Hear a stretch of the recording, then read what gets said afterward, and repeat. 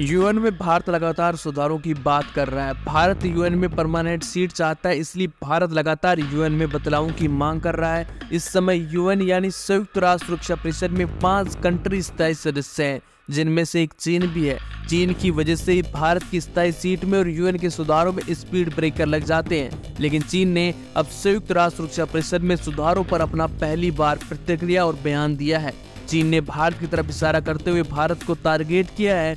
चीन ने कहा है कि सुरक्षा परिषद में सुधारों का फायदा सिर्फ कुछ लोगों के स्वार्थ को साधने के लिए नहीं होना चाहिए।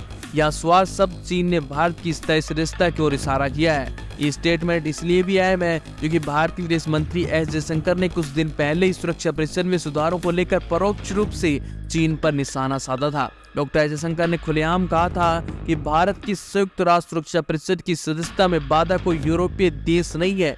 इसका मतलब था कि सिर्फ चीन है, क्योंकि संयुक्त राष्ट्र सुरक्षा परिषद में केवल 5 स्थायी सदस्य हैं, अमेरिका, फ्रांस, रूस, ग्रेट ब्रिटेन और 5 सदस्य चीन। और अगर भारत को सुरक्षा परिषद का स्थायी सदस्य बनना है तो इन 5 का समर्थन पाना जरूरी है।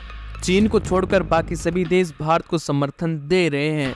भारत में चीनी दूतावास के प्रवक्ता वांग साओजाओ ने एक्स पर लिखा कि सुरक्षा परिषद का सुधार समग्र रूप से संयुक्त राष्ट्र सुधारों का एक अभिन्न अंग है। चीन सुरक्षा परिषद में आवश्यक सुधारों का समर्थन करता है, लेकिन सुधारों से कुछ लोगों के स्वार्थों की पूर्ति के बजाय सभी सदस्य देशों को लाभ होना चाहिए। जहां तक सुधार विशेष रूप से कैसे किया जाना चाहिए, इसके लिए संयुक्त राष्ट्र के सदस्यों के बीच गंभीर और पूर्ण परामर्श और सभी देशों की चिंताओं को ध्यान में रखना आवश्यक होगा, ताकि सभी सदस्यों को सुधारों से लाभ हो। यानी यहाँ चीन यूएन में कोई बड़े बदलाव नहीं करना चाहता, चीन बस गोल गोल घुमा रहा है।